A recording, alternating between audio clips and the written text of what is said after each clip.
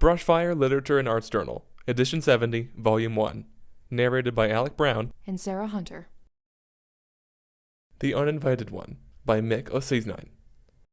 Ruby-faced, his feet clomped in glossy moon boots, flaxen unibrow furrowed like a V for Voltron.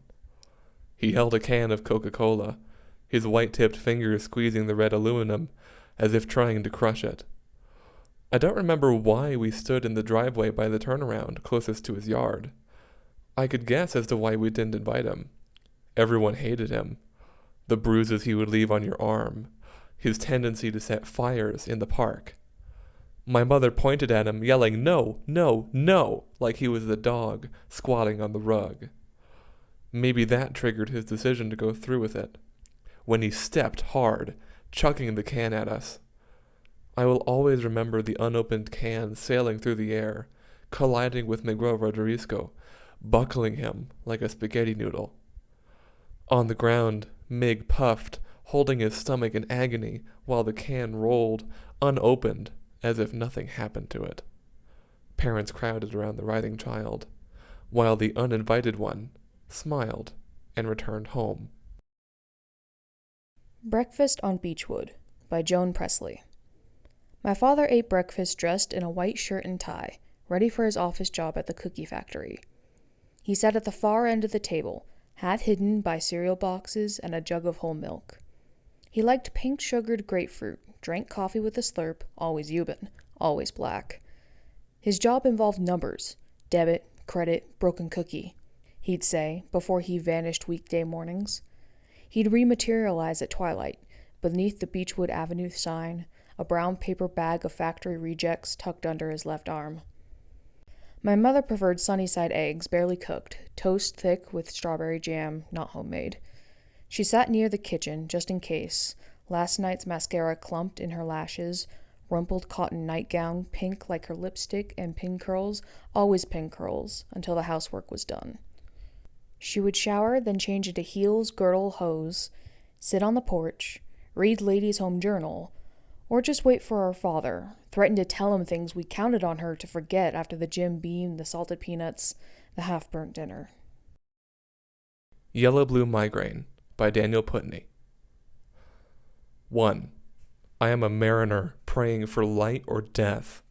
The storm's timber claws the atmosphere until rain pierces my frozen pores. My ship rattles with each breath the ocean takes in, out, in, out. Closing my eyes, I can see the light of the archangels, hear Gabriel's sweet serenade. 2. Open. My eyes cannot process what they see. A tiny light, blinking intermittently, signals the shoreline. My temples throb at the sight. A man stands stalwart, beckoning my scars and used-up flesh, bringing a tear down my frostbitten cheek.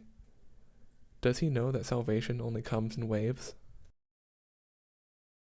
Answers by Michael Guerra.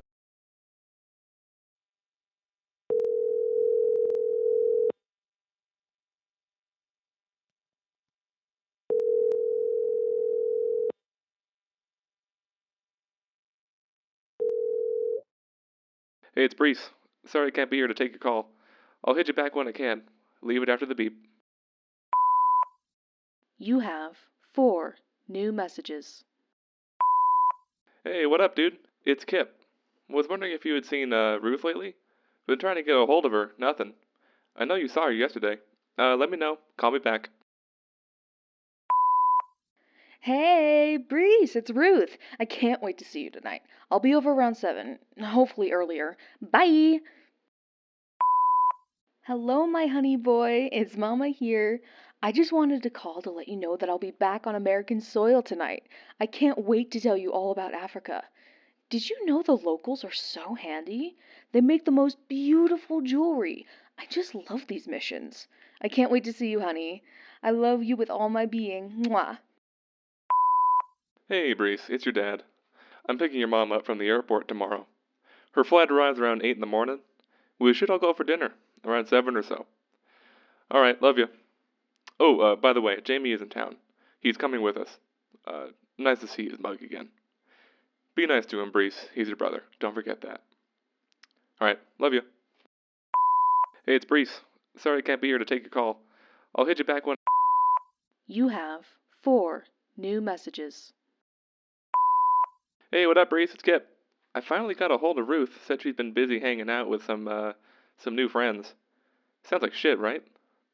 Let's grab a beer, shoot the breeze a bit. Call me back. Hey, Breeze. I get why you canceled. Your mom is back in town. Totally get it. Let's try again tonight. I really want to see you. I miss your scruffy whiskers and your little dimples and, well, you. Call me back. Bye. My baby, I was so happy to see you yesterday. You seem so bulky now. Someone has been lifting the iron. You look so gruff, though. I miss my smooth-skinned baby. But I guess you're all grown up now, huh? I hope you like the bracelet I brought back. I made it with some of the gals I met. They were such a wonderful people, Breeze. So welcoming and kind. I hope you come with me next time. It really brought perspective to what was important. My family. You, Dad, and Jamie. I can't wait to see you again, baby. I love you. Mwah. Hey, Brees, it's Jamie. It was cool to see you yesterday. Don't see you come around too often after you got that job in Indy. You're a promoter, right? I don't even know. Anyway, we should catch up soon. I know I saw you last night, but we didn't talk much. Call me back. I want to know what you're up to. Later. Hey, it's Brees. Sorry I can't be here to take your... You have 3 new messages. Hi, Scruff McBuff. It's Ruth. Last night was a lot of fun. That pizza place was crazy good. What was it called? Crooney's? Whatever it was great. I'm always in a good place when with you. You know, I feel really bad about seeing you like this, and when I look at you, I know you have the same feeling. I'm glad we decided to stop seeing each other. For a while. I don't want to hurt Kip, and neither do you. Wish I met you first. Wish I didn't meet Kip at all. Well, I'll see you when I see you. Bye! Hey, son, it's Dad. Your mom's a bit sick at the moment. Might be something she ate. Fucking Italian restaurant. Tuna paste in a salad? Fucking idiots. Why can't they just give me some ranch? Anyway, just wanted to check in to see how your gut's holding up. Mine's good, but we'll see. Love you. What up, my guy? It's Kip. Wanted to see if you're free tonight. You're a busy dude. You keep ducking me. Hopefully everything's cool. Let's hang. Later. Hey, it's Brees. Sorry I can't be here to... You have 4 new messages. Brees, it's Dad. Your mom's been getting worse day after day. We're at the hospital. I'll keep you updated. It's Jamie. I'm sorry we got into that argument. I know it's been a year or two since I talked to you. I was just trying to figure my shit out, and I have. I don't know why you're always on me still. Mom and Dad understand why I had to leave. You're not some golden boy. Fuck, I didn't mean that. I just want us to be cool, Breeze, like we always were. I'm sorry. Let me apologize in person, please. It's been a week. Call me. Hey, it's Ruth. I don't know how to say this. I'm late. I need you to call me. Now. My dude, it's Kip. I don't know what's with Ruth. She's been acting weird. She seems scared or something. I try to talk to her, but she shuts me out. Probably that time, you know what I mean? uh, anyway, let's go watch the Colts game. I'll shoot you a line sometime. See ya. Hey, it's Brees. Sorry I can't be here. You have 1 new message.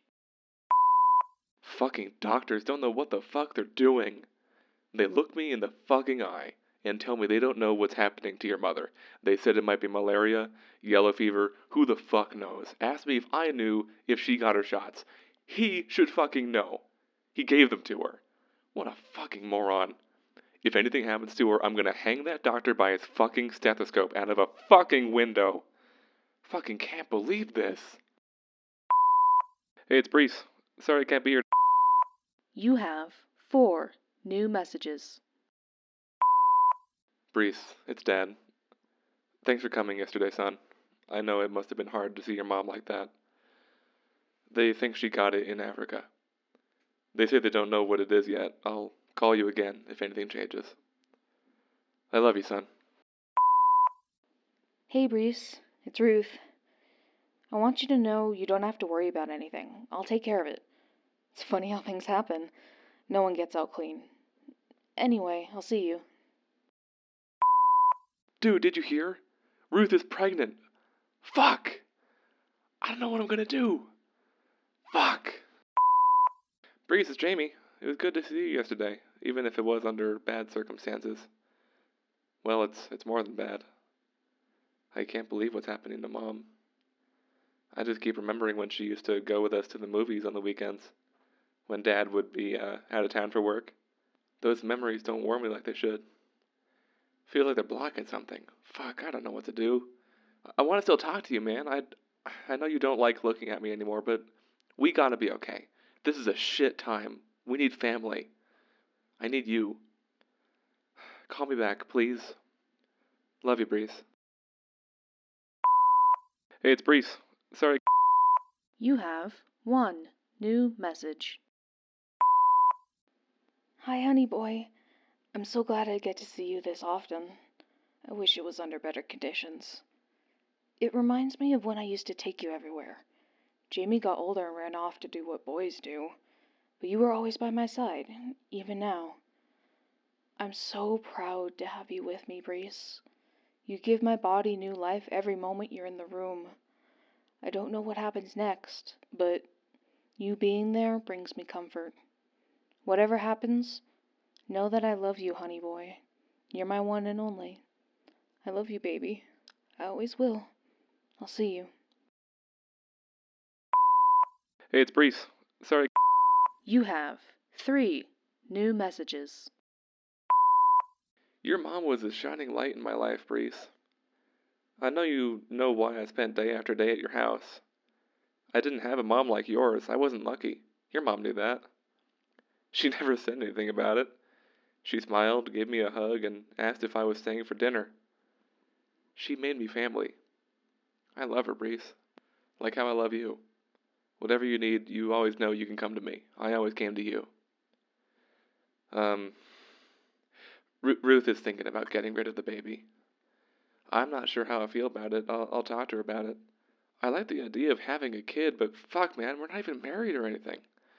Don't want a kid going through some weird shit. Anyway, I'll be over at your folks' house soon. Love you, Breeze. Breeze, it's your dad. I don't know what to do. I felt the cold of her body before she went. I would have given her mine if I could have.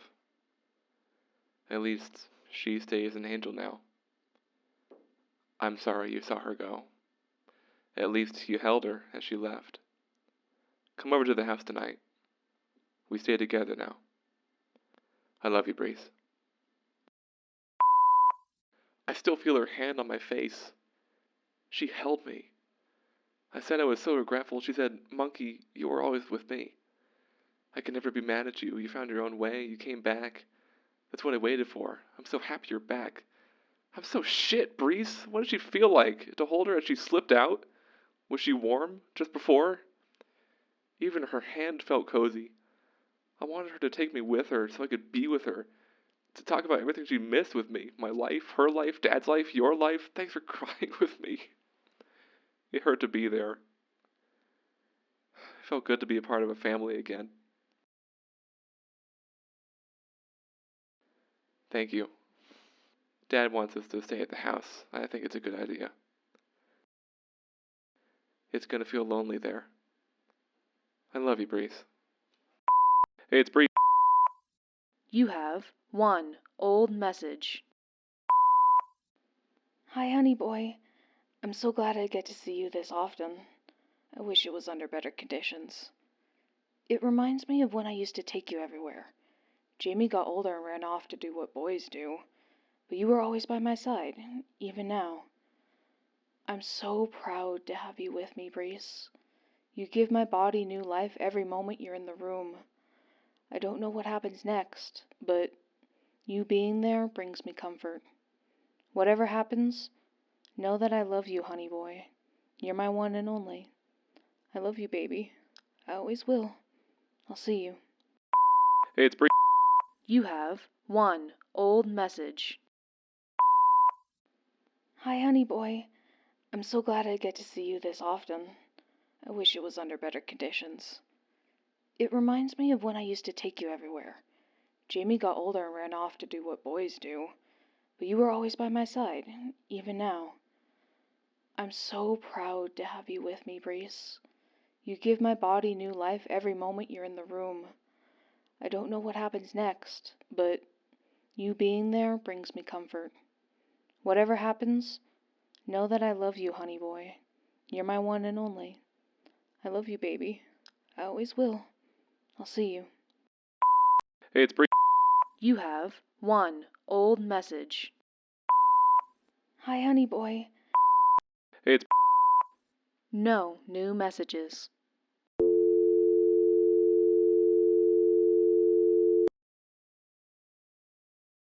Workday Concessions by Luis Ortiz. The call comes maybe once a month to my mom's puckered hesitation. For my grandfather's side, my tia calls to say she had one breast removed, and that her rich sister in the capital finally passed away from a cancer she denied till the end. Marcela is in university. She wants to be a lawyer, and she insists they eat tacos for Christmas, even though they're not Mexican. The sister that died from cancer left 2 sons. One was in high school, but dropped out when he got a girlfriend and spends all day in bed with her in the room he shares with his brother. The older brother wants an iPhone, but Tia tells us not to listen. She's tired and she worked all day, como bera. Came back to creaks from the brother's room. No food on the table, beer bottles huddled in the corners of rooms. She'll clean them up later. Did we know that the neighbor's daughter is being held hostage? Their family in Estados Unidos kept sending them boxes full of VCRs, TVs, and the Mara noticed. She thinks the girl is dead. Tia tells us not to send the iPhone. Cold Hands by Hannah Scottberg. It starts in the small of your back, then seeps into your hips, creeps up your shoulders. Feel it trickle down your arms, slither up your spine, neck, into your ears. It whispers the familiar incantation. Useless. Worthless. Useless. Worthless. The chill shoots into your skin. Numb fingertips prick at your wrist.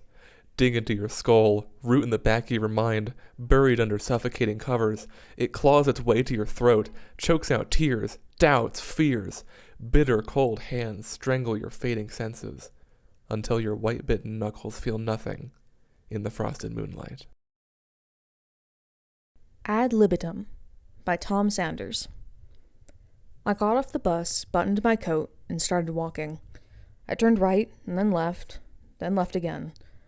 As I walked, I squinted up at the windows around me, searching for the orange glow of lights, or the electric blue of a television screen. It was almost 6 a.m, not yet light. I was still looking when I rounded the corner that led to my street, and a man stepped out in front of me, holding a knife in his right hand. It was the beginning of autumn in London, and that night had brought not only the cold, but new crisp smells of leaves and frost. At some point in the night, while I was still inside the hospital, a thick blanket of fog had settled over the city. The man in front of me seemed to be shaking, or perhaps just shivering, because the knife's blade was dancing in his hand, as though he was trying to cut slices out of the fog. "Give me your wallet," said the man. He was wearing a black beanie and a jacket with fur around the collar. The jacket was green and looked warm. The fur made his shoulders seem larger. The man's forehead was furrowed into black lines, which made his face look like an unfinished letter. Thin, wispy hairs had sprouted on his lip and chin. "Okay," I said. I pulled the wallet out of my pocket. A single 20-pound note was poking out of the top. I looked up at the man. "Do you think I could keep my Oyster card?" I asked. "What?" said the man with the knife. "No." "I have a monthly travel card," I explained. I'm going to cancel it when I get home, either way. It's not worth anything to you. It costs £10 to apply for a new one. You need a special number for that, and I wrote it down somewhere, and I can't find it now. It's 16 digits long. "Shut up," said the man. "Okay," I said. I stretched out my arm, and he took the wallet, glanced inside it briefly, and put it in the pocket of his jacket.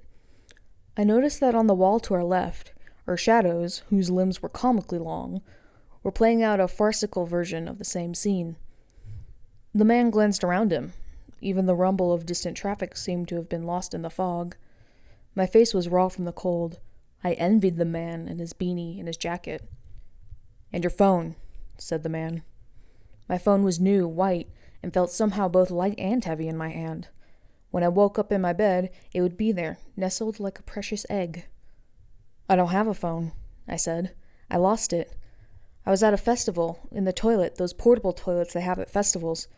Someone hammered on the door. It was so loud, deafening. I stood up really quickly, and my phone fell out and slid down the toilet into the tank. I watched it go under like a drowning man. There's no way I was going in there. No way that it survived. I don't have a phone now." "Bullshit," said the man. "Everyone has a phone. You better not be lying to me. You see this?" He waved the knife again. To our left, his long-limbed shadow mimicked him. There was a pause. "Yes," I said. "Yes, what?" he demanded. "Yes, your, knife. I can see your knife." "Right." There was a pause. I was overcome with the sensation that we were both actors who had deviated from our scripts and were now floundering to get back on track. "Everyone has a phone," repeated the man, like a mantra. "Turn out your pockets. Be quick. Don't bother trying to hide anything." The phone was in my left front pocket. I slid it out and gave it to him. The man looked at me and pressed a button, and his face was illuminated by the light. I realized that he was younger than I had thought. He tapped at the screen, keeping his knife floating between us. "You have to swipe it," I explained. "I know how to fucking swipe it." "Okay," I said. "You got anything else?" asked the man. "Like what?" "Valuable stuff." I considered for a second. "Not now," I replied. He nodded. "Where are you going to?" "Home," I said. "Where's that? You're not coming this way. Turn around and fuck off for a bit." "Okay." Neither of us moved nor spoke. The man put the phone in another pocket. He seemed to be staring over my left shoulder. In the distance, the sound of a siren grew louder. I was pretty sure it was an ambulance. It rose to a crescendo, then faded away again. Another beat passed. "Sorry about this," said the man. He had lowered the knife a bit. His wrists were illuminated by the street light, and under his big jacket, they were as skinny, pale, with the same wispy hairs as his face. "All right," I said, and suppressed an urge to say, "See you later," or "Cheers," or even to apologize back. Instead, I kept silent and walked backwards. I heard his vanish in the fog, but I kept going. It felt strange to walk without the familiar weight and pressure of my phone and wallet. I sat down on the pavement and started to count to hundreds, like hostages do in films when they are left alone. I realized that my heart was hammering in my chest and ears. I hadn't felt scared. I hadn't felt much of anything. I counted all the way up to 45 before I got bored, then picked myself up, shivering, and began to walk home, the silence ringing in my ears. After reading an article on particle physics by Melanie Parrish, smaller than the piece of lint she watched him brush off his shoulder, or the piece of grit he took out of her eye with the point of his linen handkerchief, or the single grains of superfine sugar spilled next to the gold medal flour in the Hoosier cupboard they saved up to buy. Smaller than a hadron and its electromagnetic charge, or the quarks racing their infinitesimal colors inside it. Quarks can't be seen by the most powerful microscope. They can only be seen in motion. This is the moment that love starts, and desire. I Dreamed That, by Alec Brown. I was a giant, on my knees, chipping away at Antarctica. A planetary neurosurgeon, opening the globe's cranium, poking at its bulby pink wrinkles. I stepped into the sky, where atmospheres ran clear and starry, when a face appeared in my view. Bald, crow's feet clawing at egg-white eyes. He held me close and confided a dire secret. We used the sun to forge souls. We were suspended in nothingness. I glanced beneath. I saw planets, spinning against pinhole stars, great, round, infinite bodies, stained with sapphires and grasses and wind. Above me, great whales spouting geysers of sunshine. The rain tasted like iron and citrus. In front of me, embracing them all, was a sun, a burning heart, cradling its children. I saw their lives, heard their laughter, suspended on crystalline strings, holding on to each other. They sang out into the void. They cheered into that nothingness, singing out, screaming their existence. For what else is there? Forever She by Fabrice Poussin. A flash of light in the moonlight, not unlike a ghostly view at midnight, seemingly made of misty membranes, she is the silk she wears in her dreams. Silvery streaks of melody from above, tracing soft gusts of a gentle breeze, they are sheets of white satin in the rain. She is the soul, searching for a form. In the young morning of a newborn winter, a tender powder slowly swims to her feet. Swirls of the air appear as arms chasing a birth. She is the babe napping in the midst of snowy flakes. Looking for a hint of a warmer clime, particles of a sandy shore appeal to her essence. Building castles in rays of a nourishing star, she lies in the curvy lines of voluptuous dunes. Mirage above a Sahara, a cloud in a dry sphere, the sterile land does not welcome the explorer in a quest for a bed of fresh green and flowers. She will shape the oasis, her final refuge. Perpetual motion in the waves of life and death, oceans filled with the mysteries of all origins, belonging to these deep waters, so icy. She becomes everything in the cosmic shroud. Winds may roar, attacking the ever-young flesh. Hurricanes, typhoons, twisters present no match to the one who endlessly finds a new beginning, for she is the alpha of the universal elements. Paul Macadamia Basement Sessions by Larry Naron. Burnt sunshine wails like a scatterbrained radio preacher alphabetizing the psalms, scotch-taping verses to cover the studio walls. Paul Macadamia runs through scales with his eyes closed, stretches the strings so far between frets so they bend, but don't break. In Paul's favorite song, a blind man has fallen asleep while the snow falls in the black trees guarding his house. A glacier slides through a dream about horses without waking him. Self by Marion Kilcoyne. Can we undo damage that sits in the marrow, burgeoning? Bodies become sick, turning chaser on themselves. Their cells replicating, promiscuity their very ethic. There are plans afoot for you, and they are not nebulous. Can I tell you what you can do to thwart self?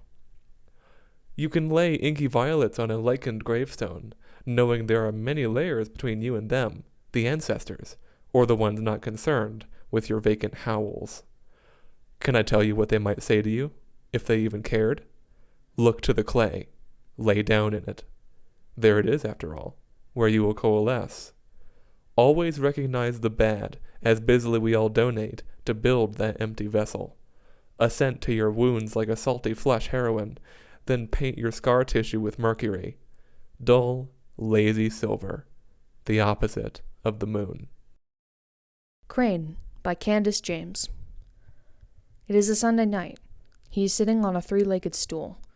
One of the legs has a crack in it from being thrown into the wall last week. It is late. They always eat late. A fork pierces the brown mass that sits on the plate. Blood oozes out. "What is this?" Crane asks in repulse. "It's meatloaf." His Uncle Tuck chuckles, adding, "It's really not that bad once you get through the first bite." Placing the fork back on the paper plate, Crane mumbles, "I'm not that hungry." "I made it for you, so eat it." Tuck speaks these words with a smirk. It makes Crane's stomach churn. Crane picks up the clump and swallows it. Tuck eyes the fork as it hits Crane's lips. With every bite, Crane grows sicker. He can't tell if it's because of the food.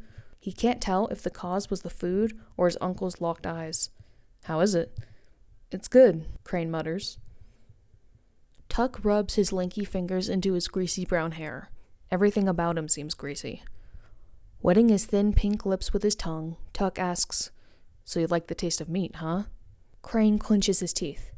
"Answer me." A lump in Crane's throat forms. "No, I don't like it." Tuck fidgets with his belt. His glossy eyes stare into Crane's. "Don't lie. I can prove you like it. Come here." Crane's body stiffens. "You promised." His voice begins to crack. You promised that night was the last night. You said you were sorry. You said that was last week. Today is a new day. This is a sin. What you're doing is a sin. Look at you. You go to church 2 times in a row, and you think you found heaven. I'll tell you what. Once I'm finished, I'll make sure to repent. Now get over here. Crane fights back the tears that are arising, lifts up from the splintered stool, and walks towards his uncle. His eyes are frozen to the floor. He makes his way to his uncle's bare feet. You should know what to do by now. Crane peels off his shirt, showing his pale chest. Tuck lies back in the armchair as Crane unzips his uncle's blue jeans. Finally, the tears escape and roll down his flushed cheeks. Tuck is right. Crane knows exactly what to do. It is no longer Sunday. It is 12 a.m., 2 hours since the incident. Crane is in his bed. He cannot sleep. He can still taste Tuck. He wants to go to the bathroom to wash him out, but that means he would have to walk past Tuck's room. He opens his bedroom window. The bleached moon gazes at him. He hears the frogs and the crickets chatting, like some sort of story is being told. The night air is loud. A train whines in the distance, slowly slipping away into the murky air. He feels safe in this moment. He lies back in the bed and submerges himself in the sheets. Tomorrow is a new day. Crane wakes up early. He leaves the house at 6 a.m., just missing the awakening of his uncle. He doesn't feel like going to school today. He feels too unclean to be around so many people, like they could smell it on him. There's something sacred about getting up this early while the earth is still waking up. The relaxed soil seems to yawn under his boots. As he makes his way to the church, a 30-minute walk, he marvels at the sky. To him, it looks like the air is painted with a mixture of pink lemonade and orange juice, like God spilled his morning cup. This is the first time he has ever seen the moon and the sun in the sky at the same time. It reminds him of 2 eyes peering down at him. This makes him nervous. It's 6:32. A wooden cross rests on top of the building. Crane's coal-colored eyes scan the empty parking lot. He makes it to the door of the church. It is locked. Crane sits on the curb. He doesn't know why he is here. If God wanted to help him, he would have done it already. God, I'm beginning to think Tuck was right. I just hope you're real, that I'm not just talking to myself, that I'm not going crazy. I mean, I think you are, but why did you take my parents, and why did you put me here? I was doing fine before. If you really loved me, I think I'm getting comfortable with who I'm becoming. I just want out. He hears nothing. It is 6:43 now. Crane blinks his eyes open. He gets up from the curb and starts to walk back home. The streets are vacant, just several birds sitting in the nearby tree. One takes flight and weaves through the ripples in the sky. There is no moon, only sun. Now the sky is one eye visible, as if it is winking at him. Feeling bothered by this, he begins to run home, even though he knows that he cannot run from the sky. He makes it home in less than 20 minutes. He hopes that Tuck will be at work at this time. Crane opens the door. Where were you? Tuck's raspy voice yells. I was taking a walk. At 6 in the morning? And are you ever going to go to school anymore? Stop acting like you care. I do care. Crane's face grows red. You're a freak, you know that, right? It's like you're 2 different people. Hey, you don't think I know that? You need help. I know that too. And I'm sorry about last night. I've been trying to stop, you know that. I don't care if you're sorry, because that man last night is not. Tuck bites his bottom lip. We all got problems, Crane, so don't make me out to be your personal horror story. I am not a monster. You sure about that? Tuck slaps his hand on his forehead. Crane, I'm already running late for work. Peeling his hand from his forehead, Tuck walks out of the house. Now alone again, Crane realizes that the house is in disarray. The armchair is on its side, the TV is shattered, and there is a raw hamburger meat and mashed potatoes spattered on the carpet. The toaster found its way out of the kitchen and is now lying on the floor in the living room, and the 3-legged stool now only has 1 leg. Great, now where am I going to sit? Crane steps over the mess and picks up the stool. He takes 3 minutes searching for the other 2 legs, finding one underneath the carnage of glass and the other between the armchair and the table. He makes his way up to his room. Sitting on the floor, he assembles the broken legs. Crane tries to fit a leg into the hole of the seat. The legs are smashed in. There's no way to fix it now. In frustration, Crane starts to beat the chair on the floor. The third leg breaks off. He picks up the 4 pieces of wood and one by one throws them into the wall. He swings the window open. The air is quiet. The sky is still winking at him. He hears nothing. He picks up the fragmented stool. He heaves the seat out the window. He heaves the leg out the window. He heaves the leg out the window. He heaves the leg out the window. He heaves out the window. The Storms in Other Countries by Luis Ortiz. We had never imagined it would be quite like this. Unable to leave our rooms, bathtubs filled to the brim with water, AC blowing, and finally understanding why the doors and windows are only ever made of metal. Tropical skies turned turbulent and gray, wind slapping at our balcony doors, rainwater bubbling inside from under the sill. Your skin fresh, but I could tell you hadn't washed your hair in a few days. Your cool heel teasing my calf. Once again you're amazed by the steel protruding from my nipples. You trace the bar with a curious fingertip. I was so scared that if the electricity and gas went out, we wouldn't be able to cook or shower with warm water, that the refrigerated food would spoil, but you laughed, promised me bread and bacamel. You hiked up your leg, pulled me in like a hook. Pelvic bone sharp, churned like batter on my thigh. Arms deep in my back like roots, your red hair curled around my tongue. You come back to me smiling, laughing at me, and the storm, that maybe only the locals know how to fear and belittle. Sloths, Noses, Broken Roses by Carly Salvago. Sloths. Not enough in poetry, not enough in art.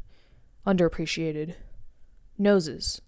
I just want you to know your nose is pretty. I've said too much already. Broken Roses. Roses are prettiest when a little broken. You are beautiful also. 10 Moves by Shelby Grauberger. White pawn to e4. I'm gonna go get my coffee. You can move if you want. Black pawn to e5. I've done this 100 times. It feels almost scripted. Tim returns slowly, cradling his mug. He sets it on the table and sits. His eyes pass over the board quickly. It takes only a moment for him to decide on his next move. White knight to f3. Tim and I wake up early on Sundays to go play chess at a nearby coffee shop. Our habits seem more fitting for retired folk than for a couple of 20-somethings who attend the university across the street, but we've never desired much more than having some time to kick back and relax. I don't know why we prefer this early morning chess time while we're sleeping in, but then again, Sundays have never been marked as a day for rest for us. As kids, we were up early for church and then spent the rest of the day participating in what was affectionately called Family Day. It was during those times that Tim spent countless hours learning to play chess with my father. I sat by and watched, trying to understand the reasons for their movements, but it wasn't until I started babysitting that a kid explained the game and started teaching me strategies that I eventually learned enough to play against anyone over the age of 12. Sunday mornings playing chess typically consist of being swiftly defeated by my brother Tim, his desire to play again because it ended too fast, and then losing once again. I have tough skin, but one would think that I would stop trying, or that he would get tired of beating me. My constant defeat could be explained by the extra years of experience he had playing as a kid, but the reality is that I move my pawns on impulse. He considers the fate of each and every piece he touches before releasing his grip from their wooden form. It's snowing. Tim's eyes shift to the window, and he seems to get lost watching each flake glide toward the asphalt. Black knight to c6. I lift my mug and sip at the coffee. It is bold, so similar to how I remember the taste of my mother's coffee growing up. It was always too bold and too bitter. I much preferred sweet black tea back then. We didn't used to have much in common, but with age, I have noticed an increasing number of shared interests between us. It's strange how, in time, you grow to love what you used to hate, and grow more like the people around you. I never would have predicted that I would rather enjoy the flavor of coffee one day. I never thought I would be anything like her. White knight to c3. A lot has changed. Black knight to f6. Did Mom and Dad call you last night? Tim nods in response, his gaze steady on the board below. My brother knows the exact series of moves he will make in any situation. He watches the board and sees all the pros and cons of the various options. He taught me once that a chess player should always be looking ahead to see how a present move will affect a future one, but I don't know how he keeps track. He processes things in a way that makes me feel like a slug. I fumble with a zipper on my coat. It's warm in here. White pawn to a3. Black pawn to d5. Yeah, well, Mom called me, I think right after calling you. She asked how you were. The skin on his forehead creases as he glances up. He has to know that we are never both let in on the same amount of information. Every family has its way of spreading news, I guess.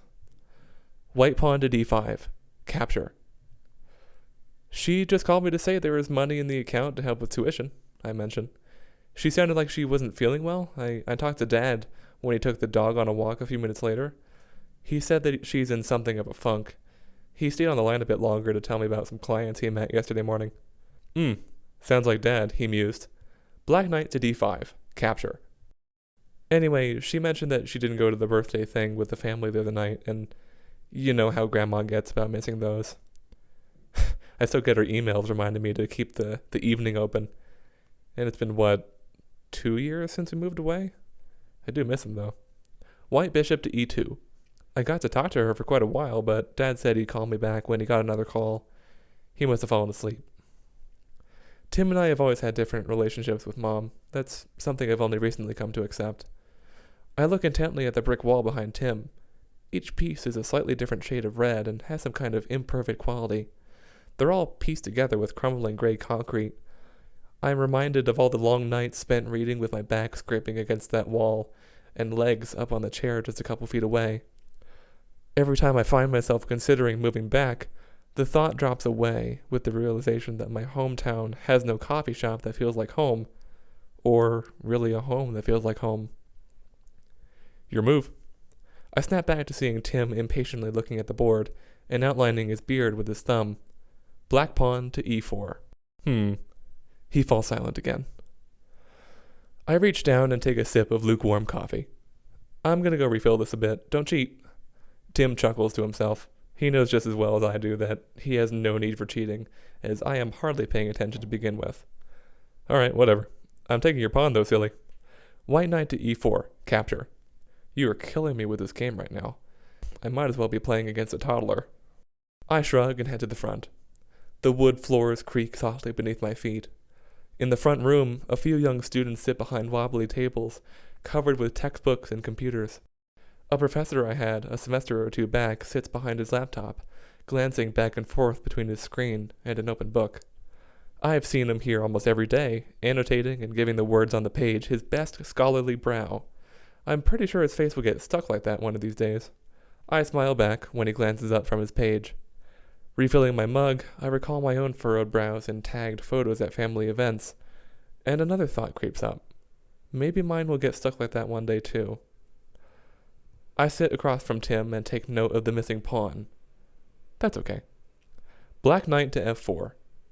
Did Mom say anything to you about not feeling well? I continue. Or was that pretty much it?